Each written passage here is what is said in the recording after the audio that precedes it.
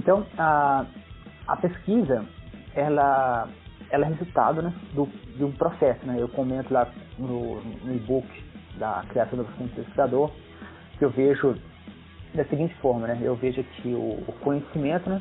Eu penso em forma de nó, e aqui eu vejo, aqui eu vejo a informação, né? Nesse primeiro nó aqui, a informação. Nesse segundo eu vejo conhecimento.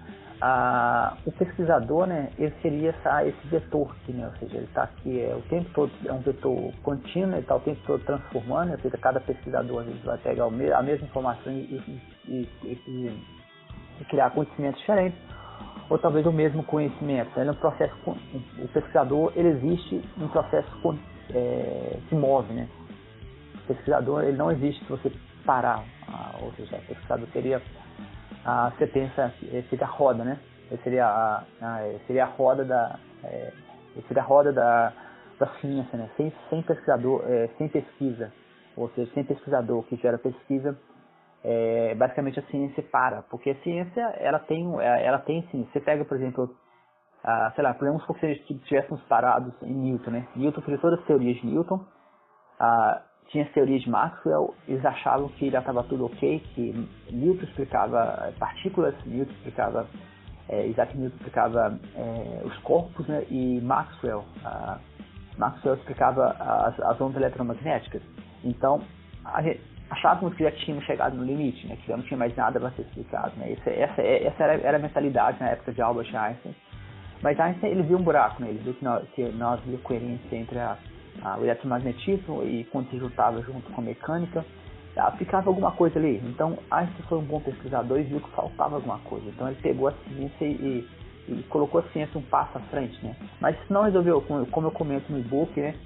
Isso não resolveu todos os problemas, né? Ainda tínhamos problemas, porque atualmente nós temos problemas do buraco negro.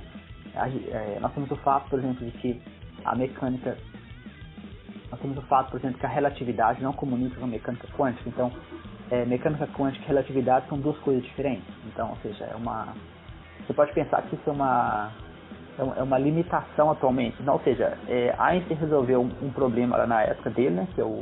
Ele era como excelente pesquisador, ele resolveu um problema. Excelente pesquisador, ele resolveu o problema de que quando você pegava a mecânica quântica, né? E quando você pegava a teoria de Maxwell e você juntava com a mecânica clássica, ficava um buraco, alguma coisa não se encaixava. E ele criou a teoria da relatividade. Então, basicamente é isso. Atualmente nós temos casos de, se eu não me engano, foi do Steve Hawking, né, que morreu, e se você tiver interesse eu vou deixar para vocês um pouco da história dele, falando um pouco dele. Mas Steve Hawking, no caso dele, viu que havia um buraco entre a relatividade e a mecânica quântica. Então parece que ele criou a termodinâmica que junta os dois, entre a mecânica quântica, que trata dos pequenos, e a relatividade que trata dos grandes, né? Planetas são explicados pela relatividade, partículas pequenas, né? Quantas partículas explicadas pela mecânica quântica. Então, observa que o pesquisador, na verdade, e a pesquisa, eles estão como um processo contínuo, né? Ou seja, você pode pensar que a pesquisa é uma grandeza escalável, né? E o pesquisador é uma grandeza vetorial. Caso você for estudioso de física, né? Estou correndo o risco aqui de não falar muito bem para pessoas da área de biologia, né? Uma vez eu dei uma palestra para médicos, né, no meu doutorado. Eu coloquei um formulário anônimo, né, que você podia responder no celular e aparecia nos slides, né? Era bem legal essa função. E basicamente alguém perguntou o que é matriz, né? Assim, na hora eu fiquei um pouco surpreso, mas realmente, por que o médico tem que saber o que é matriz? Né? Matriz é coisa de engenheiro. Então, ou seja, usando essas coisas de vetor aqui, se tiver qualquer dificuldade, vocês podem me falar. Então, basicamente, a pesquisa é uma busca, né? Ou seja, você está buscando alguma coisa, né? Então, por que é uma busca? Porque é interminável, né? Por exemplo, todo pesquisador vai ter, em algum ponto, né, na sua tese, ou talvez no seu artigo científico, ele vai ter um ponto que ele vai ter, que ele chama de trabalho futuro, né? O que é trabalho futuro? Toda tese, todo artigo tem trabalho futuro, porque a pesquisa ela não acaba, né? Você faz a sua pesquisa, mas você deixa um buraco para outras pessoas preencherem. Essa foi a parte mais difícil para mim, né? Porque trabalhos futuros é que você não consegue dar conta do recado, mas isso no início eu tinha um pouco de vergonha, mas não é necessariamente vergonha. Quer dizer o seguinte, que você deu um passo e agora você passa para frente a tocha, né? Outro pesquisador fazer. Eu terminei meu doutorado, e deixei a tocha para outra pessoa dar continuidade. Teve um aluno de mestrado que deu continuidade, teve outras pessoas que entraram em contato comigo depois. Então você basicamente faz isso, você passa para frente, a pesquisa está sempre fazendo isso, a pesquisa é uma busca. A pesquisa, ela não, talvez eu traga para vocês falar um pouco mais sobre pesquisa, mas a pesquisa é uma busca, ela é um processo contínuo. E sempre você tentar entender a natureza à nossa volta, né? Hoje em dia, a natureza, na minha opinião, a natureza ficou mais complicada, porque como eu começo lá no nosso book da criação da profissão de pesquisador, atualmente nós temos cientistas de dados, que para mim também é cientista. Só que cientistas de dados, eles são pesquisadores, na minha opinião, são pesquisadores também, que não trabalham mais com a natureza direta, né? Eles trabalham com a natureza da Matrix, né? O filme da Matrix lá, o pesquisador trabalha com dados, né?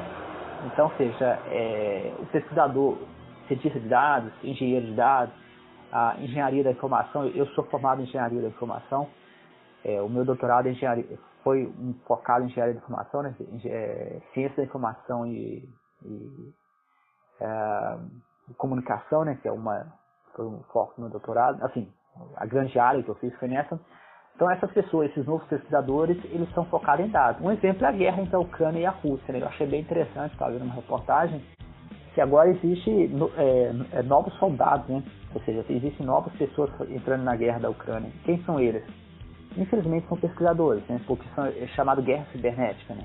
São hackers, né? São pessoas que trabalham com computador que também estão fazendo guerra entre Rússia e Ucrânia, derrubando um sistema um do outro. Então, antigamente a guerra era só a base de míssil e a base de tiros, agora a guerra também se fica através da internet, né? Cada um derruba o sistema um do outro, faz ataques cibernéticos. Então esses são os novos pesquisadores, né? E como todo pesquisador, Albert Einstein sofreu a questão que a teoria da relatividade, a energia igual a massa quadrada, foi usada para fazer bomba atômica, Nagasaki, Hiroshima. Então são coisas que o pesquisador não tem controle. E da mesma forma que na época da Segunda Guerra Mundial, alguns pesquisadores ajudaram o Hitler, né? Oppenheimer, por exemplo, tem no livro lá que ele também ficou meio do lado do Hitler, né? Por medo talvez, não sei. A Szilard, né, ajudou também a criação da bomba atômica. Então, pesquisadores não são pessoas totalmente íntegras, no sentido de que são pessoas normais, né? Tem um artigo, talvez, que eu vou deixar para vocês, que eu acho muito interessante, eu comento esse artigo no nosso e-book, sobre a psicologia dos cientistas, né? Os cientistas são seres humanos que cometem erros e coisa e tal. Então, é importante ter essa atenção.